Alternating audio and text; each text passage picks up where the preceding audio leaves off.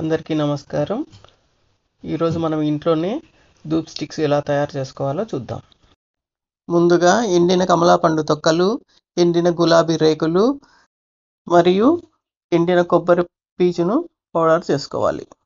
ఇప్పుడు ఎండిన ఆవు పేడలోకి మనం పౌడర్ చేసుకున్న గులాబీ రేకులు, కమలా తొక్కలు, ఎండు కొబ్బరి పీచుని వేసుకొని అందులోనే 6 కర్పూర బిళ్ళలు, సాంబ్రాణి పౌడరు, చందన పౌడరు వేసి కలపాలి. ఇందులోనే 2 స్పూన్ల నెయ్యి మరియు తగినన్ని నీళ్లు వేసుకొని కలుపుకోవాలి. ఇప్పుడు మనకు కావాల్సిన షేప్ మౌల్డ్ తీసుకొని అందులో ప్లాస్టిక్ పేపర్ పెట్టి మనం కలుపుకున్న మిక్చర్ని మౌల్డ్లోకి నింపి బాగా అదమాలి.